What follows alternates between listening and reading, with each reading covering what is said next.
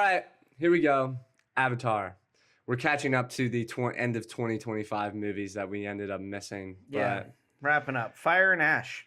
yeah, I got the great opportunity of watching both these movies back to back for the first time. I did not watch the second. See, the thing is Did you watch them literally back to back? yeah, You literally, watched like 7 hours of movie? I got the full Avatar experience.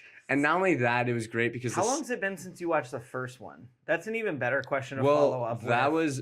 that was middle school. I'm not kidding you. I went at least 7 times. My brother, for some reason. Okay, so that one's ingrained in your mind. Oh yeah. So Yeah, I did okay. not need a refresher. To be honest, like right when the start of the movie, it was kind of predictable of like what they were going to do. Movie marathon for Avatar Make Colonel- is basically like Yeah. a full day. So I realized as soon as I started watching the second one, I was like, you really just don't go to these movies for the plot. Like honestly, you go for Pandora, some of the characters, and then the visuals, and that's pretty much it. The visuals. So that's going to be my biggest critique of the movie, and I've got several examples of it throughout the movie. But you having just watched Way of Water and Mhm. Fire and Ash, the biggest complaint that I have is the penultimate scene, the big finale. Like Avengers Endgame, like type deal in Fire and Ash. Is exactly the same in Way of Water. No, there's so many things that are the same in Way of Water than the Fire and Ash. You're right. It's so I'm annoying. over exaggerating. No, I don't think you are. There's so many things that are exactly linear that you look at it and you go, okay, so if I stopped it here and watched Way of Water, you couldn't tell me that they weren't drastically different endings. Like if we played them side by side, you could find the 3 to maybe 5 small differences. But it's like the same big concept. battle, bad guys start to win, then the mythical creatures start to help out, and then Jake's family is stuck on a boat, and so he has to sneak on the boat as it's on fire and sinking and in grave danger and rescue them. But there's a big fight with the general, and his kids are there, and he's got to choose between his kids and the fight with the general, and then Sully's wife comes in. Grabs Spider because she hates human, even though she's married to a human. And it's just I was watching it and I was going like, in a world where you introduced a whole new Na'vi people. Yeah. In a world where you've introduced such an expansive universe where his daughter is now physically connected to the earth, which we'll get back to because that's a highlight of the movie for me. 100%. They should have spent more time on that. Way more time. The biggest gripe I have of the movie is that. But where that's a major plot line, and the finale of the film is almost a shot for shot same as Way of Water, and going back to it because I was curious. Yeah. It's almost the same as the original Avatar 2. Yeah. And it basically is. You guys took 3 stories. 9.5, 10 hours of movies, and 3 hours of it are almost exactly the same. And I'm going, this is the most frustrating thing because I want to be excited about Avatar.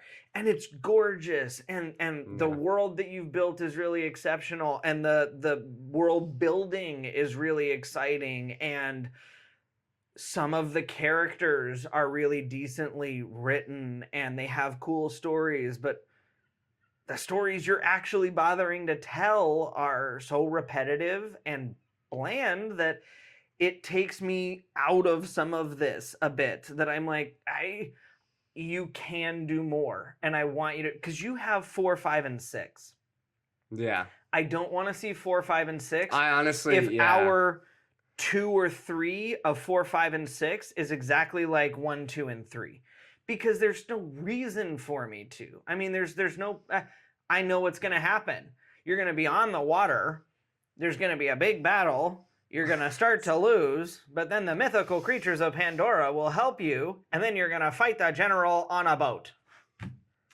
Who cares? I know. Give me something to really, like, be exciting. It's all about the nature and like Pandora. Like as soon as you get into the second one and even the first one, when they take you on like a sky view of Pandora and obviously the floating rocks and everything, I go, this is why I love Avatar. It's not like because I just want to say like I will be very kind of critical of this movie, but Avatar is one of the best franchises ever just by the simple fact of like what it's done like for CGI and how a movie looks. It literally leaps and bounds. It's the pillar of all of that. The reason why all of these movies look the way they look is because of how good Avatar was. Nobody went I felt like it was funny because I was like, oh, Avatar was such a great, like the first movie was amazing. And they go, really? Like if it was that great of a movie, like tell me what was like the plot like of the first one. And I go like I saw it 7 times in theaters and I go, obviously, you know, it's the humans trying to take over a planet to basically colonialism and just like taking it over and everything. But I couldn't even answer that question. So I do give it credit and you have to give it its flowers because so many people go into the theaters just literally for the visuals. But like you talked about, it was so frustrating to watch the third one because in even the second one, because not only did they introduce that was what the first hour of the second one is amazing, but then they did nothing with the new water people introducing that whole entire world. They made it seem like it was all about, oh yeah, the military's going to take this over and they were going to make like some real impact because this is their second invasion. And then we're literally just having whale wars in the middle of this random part of Pandora. I'm like, come on. Like, what are we doing? Well, and here's the thing that upset me about that is they basically won the whale wars in 2. Yeah. Right? They won the battle. They won the battle. And they're like, this is my home. They're going to stay. Right. They're going to stay. This particular part. The military pushed off and they were getting their resources from elsewhere, or at least not from this particular cove. Yeah. And we pick up in the third movie and they're going, actually, we're going to go right back there. And I was like, dude. Also, bringing hot air balloon. I mean, I get it. So actually, I really liked those people because it introduced a new sect of Na'vi people. However, we didn't get much of them. Yeah, it was just a trap. It was like they're people who live in the sky. Yeah. They, are traders by way of life, and that's really cool. But that's about as much as you learned about them. And then they were all attacked by the fire people, and they died. Like almost all of them died. And I was like, well, okay. Is that it? Because this is a 3-hour movie. Because I could have spent a half an hour with them. I really, I wouldn't have minded. Yeah. And they were like, no, we're good. They're dead. They cut off their ponytails. We're fine. I'm like, okay.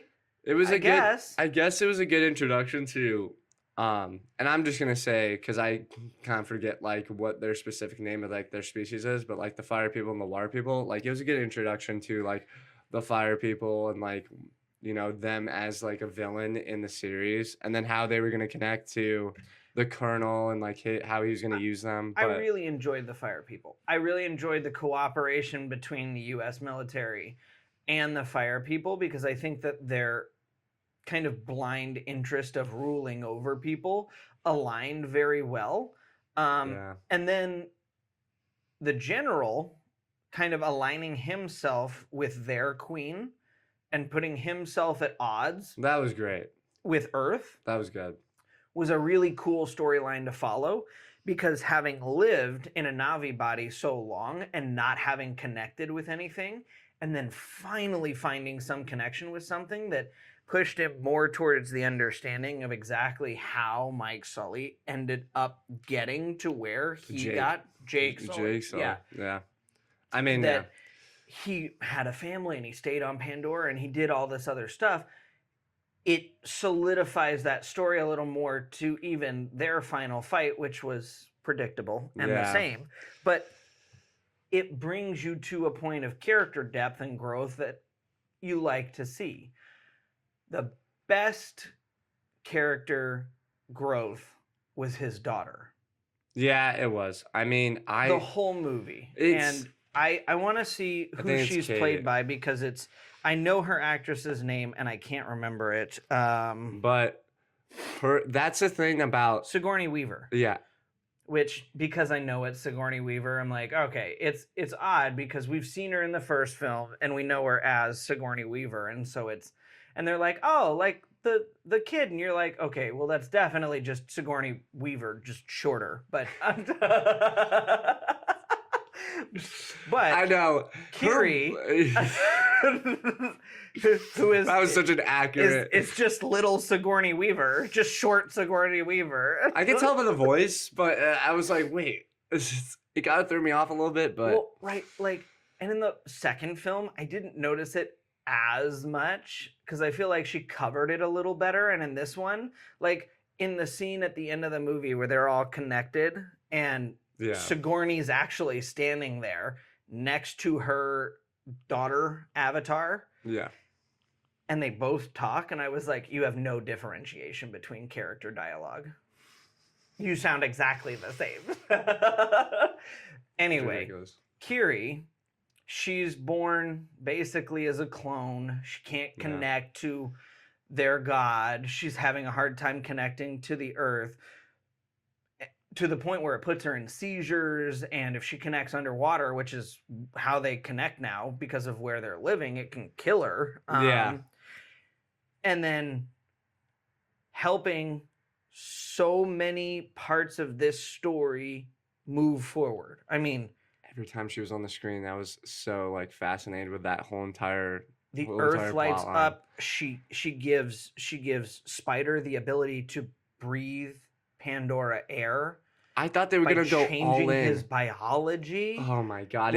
And then it just that opened up the whole entire movie for me, and I thought they were gonna do something different with it. And well, right. I mean, humans can become one with Pandora. They start to build a connection. I mean, he even got the connection to be able to connect to Pandora, to the god, to everything. So it opens up a whole avenue, and we'll get into his character in a minute. But I mean, Kiri's then connecting to Earth and the plants. She can feel and talk and everything else. And then in the battle scene, which is the biggest and only difference that I actually cared about, she connected underwater, which she knew was at risk of killing her. Yeah, which actually brought stake to like her character. Brought stake to her character, brought difficulty, and then Spider went down there and connected to help push her along so that way she could get to go and speak to this goddess. And then oh no, what's their smallest sisters? Oh, I mean, honestly, so many of them. It kind of doesn't really matter because the littlest sister kind of is just there for bait. She's not in the movie. She's just there for bait every single time. I think at one point in the second movie, she got caught twice. Yes, I lost it. This movie, she was literally there for bait too. I mean, she's like, "You can't leave me alone," and then gets kidnapped. Anyway, it's the most ridiculous thing. She goes down under the water and helps the two of them. They get to go and talk to this goddess person. And then these mythical creatures from the deep come up, attack the ships, turn the tide. That's cool. And she finally has this connection restored. And she's able to use that connection in a powerful, strong way that's different than any Na'vi ever. Her whole character arc there is so good. They just didn't spend enough time with it. They just didn't spend nearly enough time. We went back to the whales, man, and I lost it. I lost it in the theater when we did the whole entire whale storyline from the second movie to the third movie. It's the exact same. It's shot for shot, the exact same. The problem that I have too is you finally got the ancients. The big guys to come up out of the water to show themselves and agree to fight. And then in the battle scene, they were the most minimal part of the battle scene. And I went... They do kick it off. They kick it off. But then they're... But, like, we're talking about ancient creatures who have, you are just like, ruling over this entire species that these people worship. Yeah. And we got to see them flop on a couple of ships. I mean, they've got sound waves that they speak through that literally ripple the water. Yeah. I kept wanting to go, okay, and how about an ancient proverbial shout that ripples the fabric of an entire ship or something. Like, come on. You're like, James Cameron, have some imagination here. Like, right? God. Like, these are powerful ancient beings. Let them fight like powerful ancient beings. And he was like, look, it's Shamu. Woo! Yeah. Like, another thing that oh my God. I mean, this is such a big gripe for me, but why is Jake Sully the worst father ever? I mean, he is a terrible father in the whole entire movie. I mean, he wasn't great in 1. He got better-ish in 2. But then his son died, and he spent 85% of the third movie just being either an absentee or a bad father. Bad father to his youngest, who almost ends up having mental health issues and nearly killing himself. But then obviously his sister comes, and then, his love interest comes and saves him. But I mean, it was so annoying to me where he's coming up and just criticizing the youngest brother and his youngest son. And then he's over here like, I'm like, stop with the storyline of just being like, you should have been there. What are you talking about? You're the father. Like, stop this. Like, what are we saying? The family drama in it felt like the whole reason why this is happening. Like, what are we talking about? It felt like a force to try and advance a story that wasn't there in the first place because we're recycling a story from the second. And this is a big part of my problem with not truly advancing the story is we needed to deal with the human problem fully through the first 3 films. So 1 was Pandora still belongs to the Na'vi.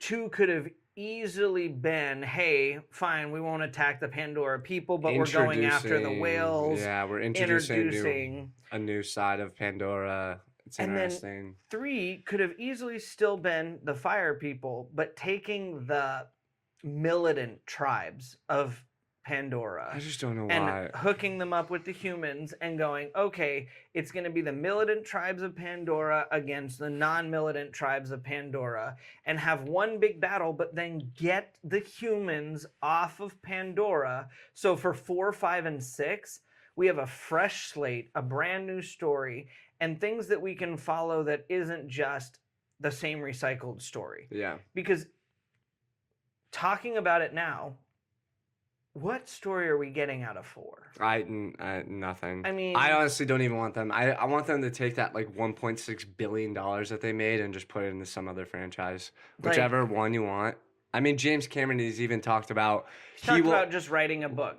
Writing a book, or he said he'll have like a town hall meeting or a press conference explaining like what's gonna happen to like the characters in the end. Because it takes so much money to make these. I mean, it's insane. Here's the crazy thing to me. It was 10 years in between the first and second film. And we understood why. Because the technology needed time to catch up with what he wanted to do underwater and all this other stuff. And there wasn't the technology. And so you went, oh, okay, no big deal. But then it was 4 years until the next film. And you went, okay, but why? Because it's the exact same stuff. Oh my goodness. And you had the technology to do it in there. And he's talking about, well, it could be another 3 to 4 years for the 4th, another 3 to 4 for the 5th, and another 3 to 4 for the 6th. And I'm going, okay, but you have all this filmed because he came out when he first started filming and said, listen, I don't want to do the Stranger Things, the whatever, where we film this and then by the time we're done filming, the cast is in their 40s. Yeah. And so he filmed everything for all 6 films. It's already filmed. There is nothing left to be filmed. It's all on tape. It's just putting it together at this point using technology. That's crazy. Can you not just put it together? I mean, you need 4 years to put all of your pre-taped film through the correct technology. I don't know. And I'm speaking ignorantly because I know nothing about this process. I don't. But it's like you go from the second movie to the third movie, and I watched those back to back. There's so much similarities between the second one, the third one, and even the first one. And it almost is. If you're gonna do the fourth, the fifth, and the sixth, they need to be bright, fresh, brand new stories. Because the visuals were cool, but after 10 hours of visuals, I've seen enough. I've seen enough. I'm already basically, I am literally with these characters at this point. I've seen green of the forest in the first one. I've seen blue of the water in the second one. And I've seen fire and ash in the third one. Okay, I've seen all the colors I want to see. All right? I'm good on visuals. In fact, you know what? One of the best visuals is the, like, star system that shows up on all the Na'vi people's skin. Oh, it's so cool. Neon, and it's at dark. It's at night too. Right, and it just looks like they've got solar systems on It's amazing. them. And I'm like, okay, that's incredible. And the water people have something completely different than you know, the forest people. Yeah. And the differences between there's lots of cool to see, but I've seen. Now I want to be told a good story. Yeah, that's another thing that I have a problem with the Avatar franchise is we go through 3 movies of development here, and we're spanning what, like 17 years of production. 17 years. I feel like we haven't advanced the story at all. I almost feel like we're at square one. I don't know if we haven't advanced it at all. With certain characters like Spider and certain things like that, they definitely have advanced. But like in the grand scheme of things, is Pandora really been impacted that much from the first movie that they had? The first, outside of humans taking resources and other things like that, not a ton. Not a ton. Humans have developed the big factory and the huge base there, which is vastly different than the first film when they were just arriving on spaceships. They are developing a lot of things based on what they've learned from their time in research there. So there's a bunch in that facility that may be going on that we don't know about yet. But as far as things we've seen and heard, nothing. There's not a ton of huge difference. Dude, I mean, the biggest development is that the Marine that defected so long ago has been there long enough to have 5 kids and one of them die. Yeah. Like, well, that's what I'm saying. Like, there's been advancements of the characters, and we have seen character development, but I mean, it's been it's honestly been like minuscule. I don't think you can like tell me, oh yeah, they made a family and then introduce me a ton of characters. Say it's like massive, like, you know, they introduced the family side of it, but it would be a bigger thing. So Kiri, she's a great character. She's got good character development.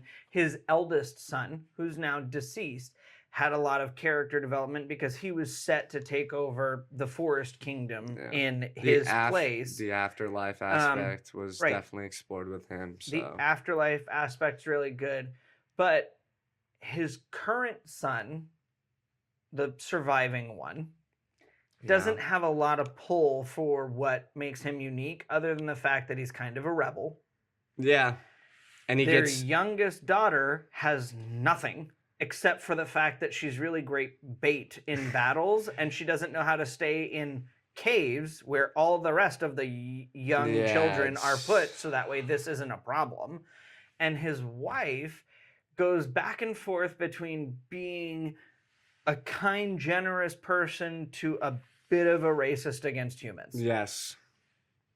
She flip-flops back and forth between that so regularly. When that happened in the third one, I was like, you're not... The conversation... You're not believing... That happened between the two of them. Jake Sully and... Where she basically was like, oh, no, I don't hate my kids. I mean, I hate my kids a little. And I was like, all right, this is a bad plot line for her. Like, okay... Like, it's terrible. I hear that you want to keep her like fun and interesting and whatever, but like you can't have her hating humans so much that after like 20 years having of marriage a family and 4 kids, that you have her be like, oh yeah, well now that one of them's 18, I do hate my kids. You're like, no, you don't. You're just shut up. Should we talk about Spider? Okay, so Spider, here's the thing. Him being able to breathe Na'vi air is very cool. If it was used in any kind of a cooler way other than we're going to take him and go make him a lab rat. Yeah. Okay. He basically is a lab rat, the second one and in the third one. In both. It didn't change his story at all. And what Kiri did changed the core of his DNA. It was so cool. The coolest thing that happened in this movie was that it changed the core of his DNA. Yeah. Changed every part of his system and allowed part of their world to be living inside his body. Okay, that's really cool. And they went, we're going to take tons of blood tests and shove a tube down your throat. Now. That's exactly what we did in the second film. And then we just have the similar storyline of him getting captured, and then Jake's got to save him, and then the family's got to save him. And then they go, then we comes kill and saves him. him. And Zoe Saldana's character comes, and that was a sick scene. I mean, when she comes and saves Jake, I mean, and basically goes into the main military. I think, what are they called? The DNR? Or the military? I don't even know, but it's fine. I have no idea. I don't even, but that whole entire scene, that action sequence of her flying in. That was great. It was great. Like camouflaged. There's certain action sequences that are just mesmerizing to watch. But they are. But at the same time, when you take Spider, who's probably the most fascinating, and you could do probably the most with him, and they do in the third one. And I'm like, okay, I'm interested in this whole entire plot line of the story, but they don't spend, like we talked about before, they don't spend enough time on it. And then they recycle his storyline again from the second one of him getting captured. And then his main thing that he does, I guess, is help out Kiri, which is great because they do have a relationship in the movie and they do have a connection with one another. So right, but I'll buy that. But Kiri's the main thing that I care about in that whole entire sequence. When she goes into basically the afterlife world and is trying to help out and basically connect with the world, Pandora's world, basically, and connect with nature. I mean, that's what I believe in, and I'm interested in that. But Spider showing up and it just does nothing for me. Basically, just to grab her and be like, "Come on!" It's nothing. And his writing is kind of average, anyways. He's kind of just one of those he's adapted into the culture of Pandora and the Na'vi people and everything. But other than that, I mean, I just could not care less. He's just used basically the littlest sister, the littlest daughter, as bait. And then they have this plot line where Jake Sully is I'm going to kill, we have to kill him to end the cycle of hate. I'm like, stop. This is... They want to kill him so that way he doesn't become the answer for humans being able to live on Pandora without needing masks. Come on. It's still weak. I could care less. I don't know. There's a lot of storylines in here that just randomly happen. I don't know. They don't fit. We just it's all over the place a little bit. It is. There's nothing really else to say. And there's really not. I mean, it's we're at a point with this movie franchise where the next one, just make the book. Either make the book or this next one needs to have a real story and be coherently told, or you should make the book. Yeah. I'll go read the book. I have no motivation to see a 4th and 5th or even 6th movie of this. The trailer would have to depict an unbelievably good story to generate a small amount of interest in me. and then I'd still go in with low expectations, going, okay, and this is a prove me wrong kind of movie. Yeah. This wouldn't be. I'd still go see it. Well, right, I'm gonna go see it, just by It's James Cameron. It's Avatar. It'll be fun to look at. He said good things about the cinema and how people need to put their movies out into theaters more and stuff. And people need to go see it in cinema. Yeah. And you know what? You took the time to take the footage that you shot and release it in theaters. I'll go see it. Yeah. And like we said, if nothing else, it'll be pretty to look at.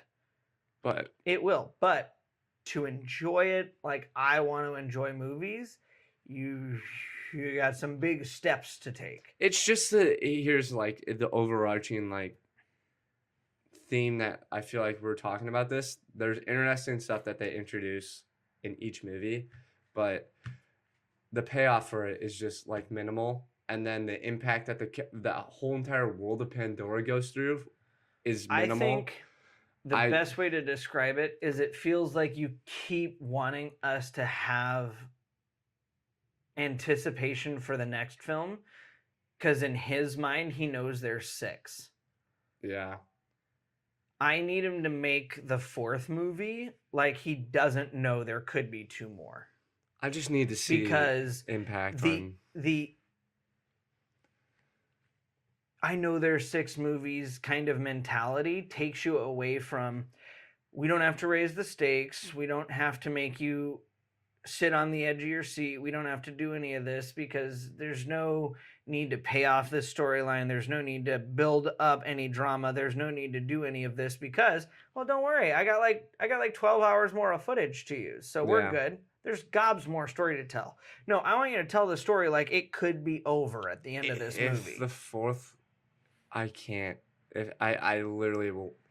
Well, don't worry. If the 4th movie I'm going to be like similar, 35 by the time that movie comes out. I know, out, so yeah. So it'll be fine. There's no point. We're not going to get in 5 years. In 3 years, when the first trailer drops, we'll talk about it. Hey, they're gonna be in space in the next one. That's the only option they have. They've already done air, water, fire, desert, a military base. The only thing they have is basically space. We haven't done ice. It's true. That's another biome you can just choose a swamp.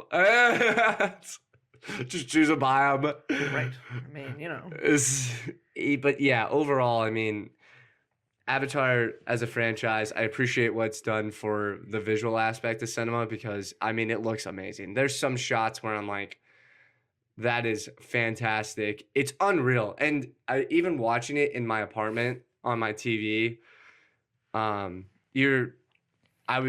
sometimes my mouth, my jaw just drops. Being right. it's so beautiful. Incredible visual. And it's hard to believe that a huge amount of it is CGI. It's crazy. Because it doesn't look like it. It feels absolutely real. All credit where credit is due. The visuals for movies 1, 2, and 3 get a 10. Every single one of them gets a 10 out of 10. And if you even have a problem with, I don't even know what you could have a problem with visually from. There is no problem visually.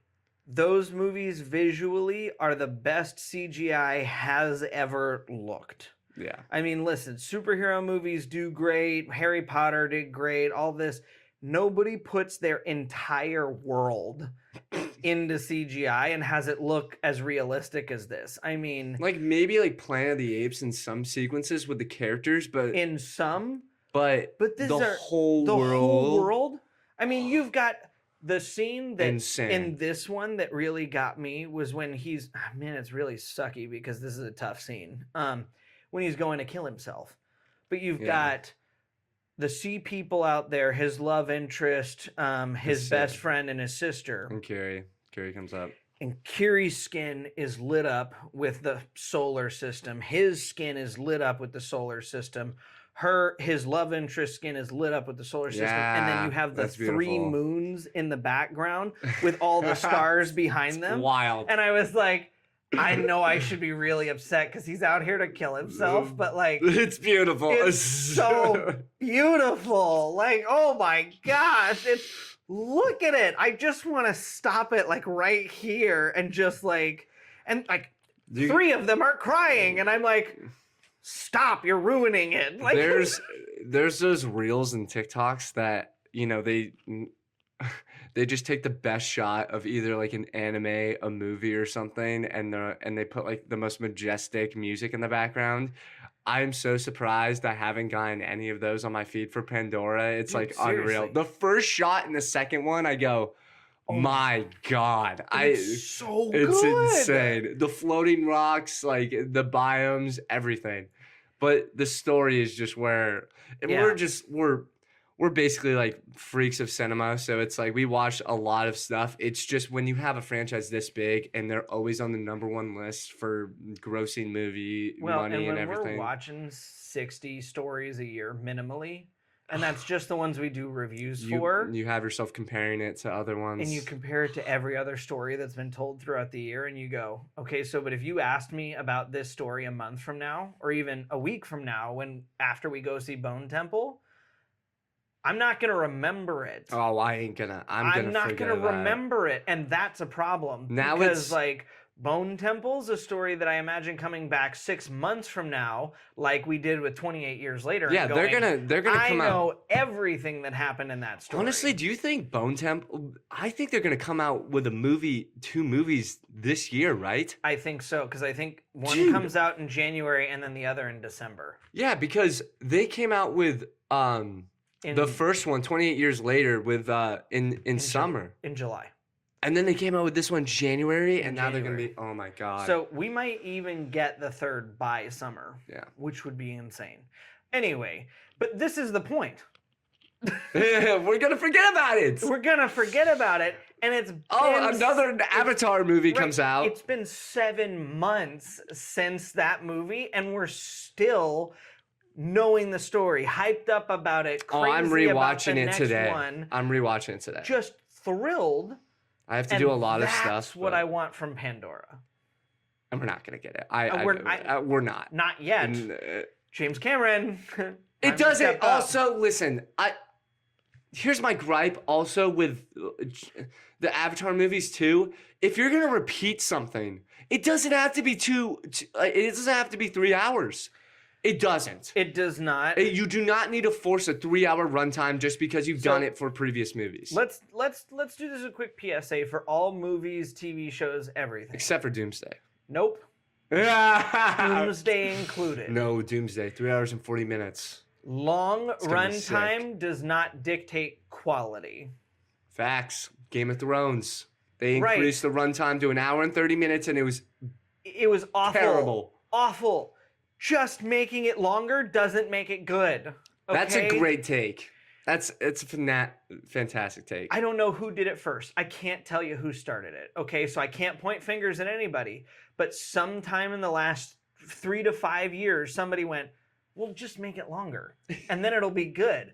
And over the last several years, it's gotten me so frustrated because I'm like, just making it unbearably long doesn't make it a good movie. Just because there's so much more of it. No, it just makes it bad times whatever amount of time you asked me to waste. That's the thing that pisses me off about the second one. The first hour and 20 flies by. I literally checked and I go, whoa, I feel like I just watched 2 hours of a story. And I go, but then you sit in there for an hour. I'm like, what is going on? That whole hour could have been cut, and you could have gotten 20 minutes straight to the final battle, and it's a 2-hour, 20-minute movie. And it's great. And a great 2-hour, 20-minute movie. You introduce new people, everything.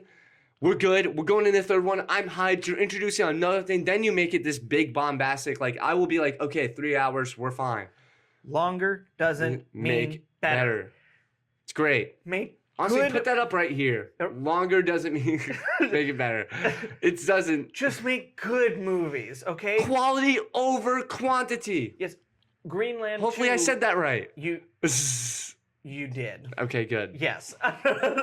But Greenland 2 is 1 hour and 38 minutes.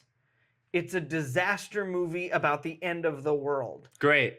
Perfect. Put me in there. Because I tell you what, if it's not a good movie, at least I'm in and out. Okay? Yes. But if it's a great movie and you told the story in a tight hour 40, perfect.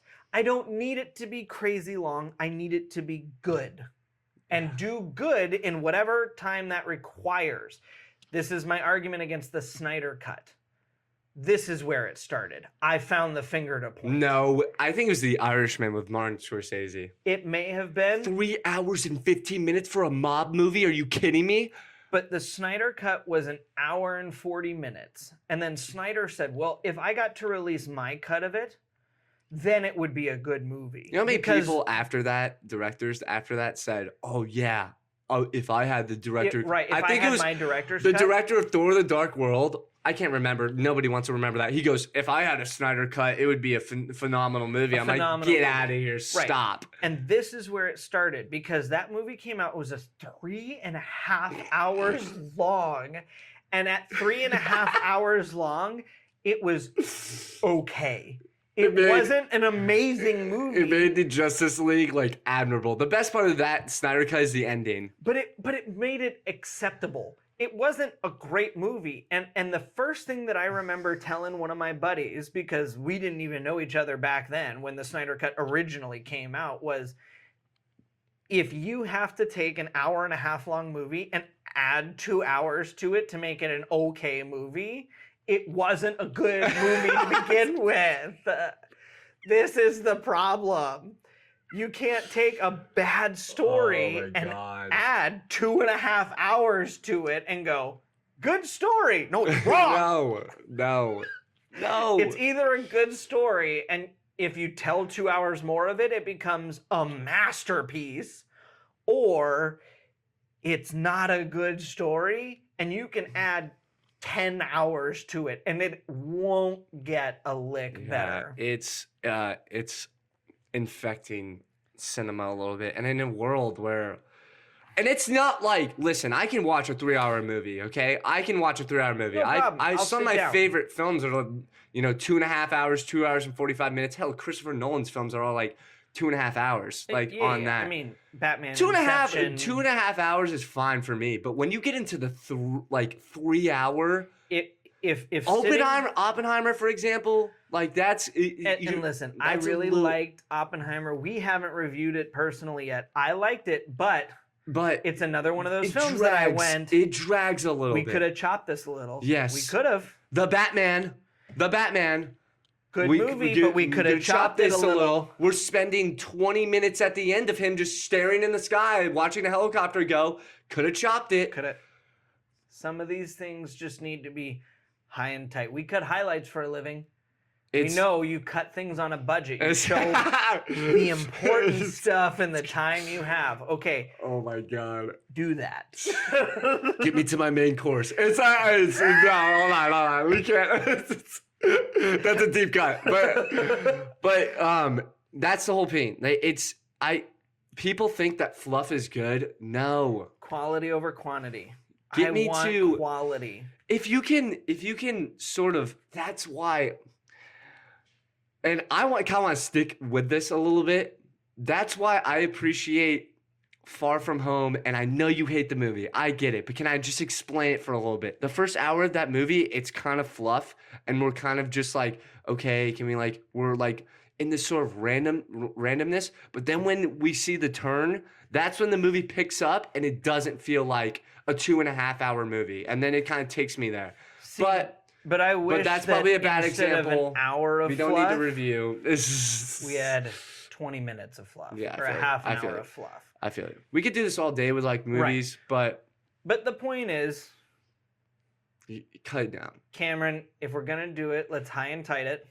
Let's tell a good story. Not even like high and tight to 2 hours. High and tight to 2:45 to 2:30. Listen, make it almost a 3-hour movie. That's fine, but show me the important stuff. Tell a good story. I still want to see Pandora for a long time. I do. Yeah. But I want the story you're telling while I'm seeing Pandora to be worthwhile. Yeah. What's your review for this movie? 8.5 for both movies. And okay. 8.5. Like, I mean, I would give it, if the third movie was told me a better story, I would be up in the nines. But, you know, I cannot, it ticked me off so much when we had, you know, similar repeating stuff.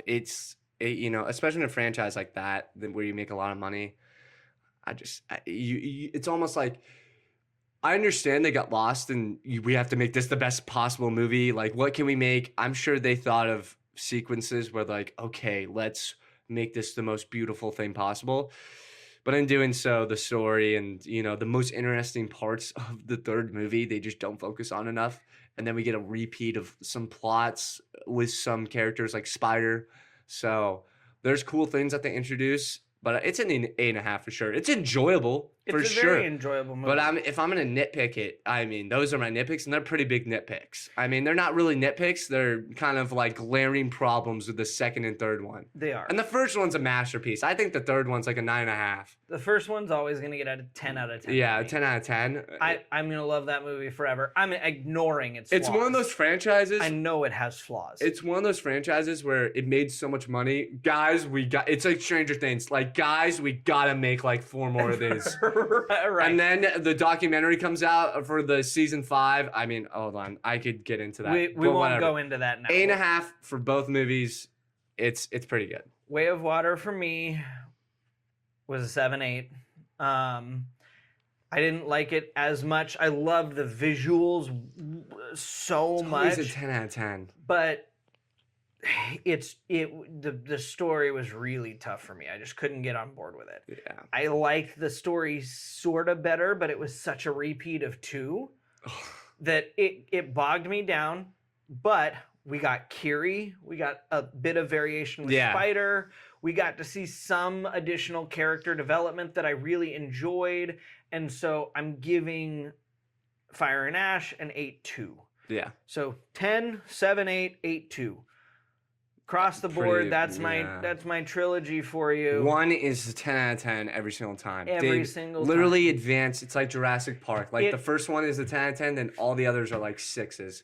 Well, but it's a defining movie of a generation. Yeah. When that movie came out, it's like when Star Wars came out. Literally. I saw it 6 times in theaters. I think I saw it 6 or 7 times. Like, I literally, every time I went to, with like my friend group, I think at one point I saw it like 6 times, and then it was still in theaters. I think it was like a year round. Well, and here's the crazy thing, is I remember going to see it so many times in theaters, and the theater was never empty. Dude, that's what I'm saying. The 7th time I tried to go see it with my friends, we were at a wrestling tournament, I think, and then we ended up, we all like planned, and he goes, yo, I can only get 2 tickets. Like, the whole entire theater is out. The theaters sold out. Those were the days. Yeah, they were great. All right, well, here we are, deciding to do a podcast. Can't wait to non-movie theater. Can't wait to watch the next Avatar on Netflix. Anyway, on a much happier note, well, one news and note for you. Avengers Doomsday. The Russo brothers came out. They said all the teasers are not trailers. They're clues. This pisses me off more than anything. It pisses me off too. Because they think they're being clever, and I'm like, you guys it's like, stop, dude. Just shut up. Okay, actually, this makes me feel like you're being a bit pedantic, and like maybe you think I'm an idiot. That's what trailers are, is clues about the story. Like, I knew I had to bring it up to you. As soon as I read that, I remember just like I have my phone. Hold on. I remember freaking holding my phone and just being like,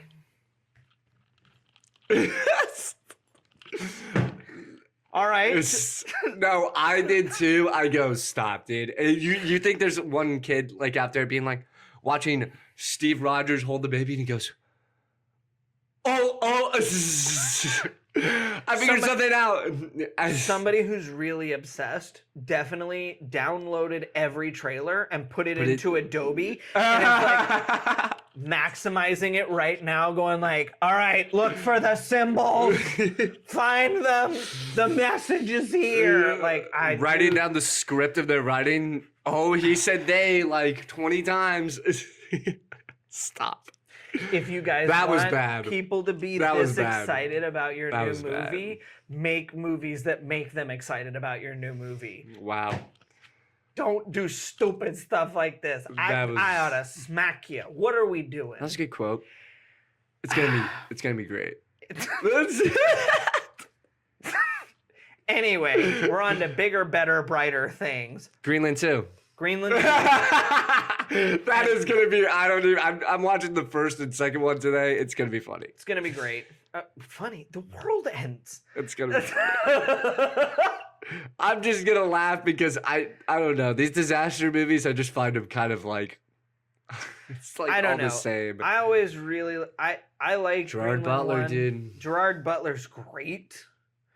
He's the king of $50 to $70 million movies. Yeah, he's awesome. The mid-budget movies. I remember I watched. I'm pretty sure it's like Raiders of the Lost Ark podcast, and they explained like we lost the $50 to $60 to $70 million movies. Well, yeah, because now it's either no budget or it's $200 billion. Did you see Housemaid made like so much money?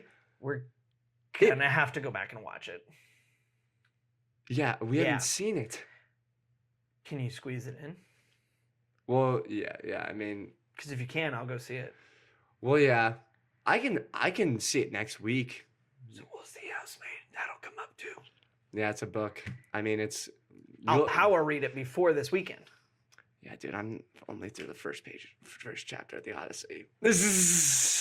Okay. Anyway, we're also seeing Bone Temple this weekend. Matthew McNamara is going to join us for that review because he was on 28 Years Later. So we'll figure out how to get a third chair, or he'll sit in your lap. Or honestly, you guys are going to. Last time I played microphone tag with him, you can play microphone tag with him this time. Okay, well, that's fine. You can just hand it to him. It's going to be the worst podcast ever, but it's fine.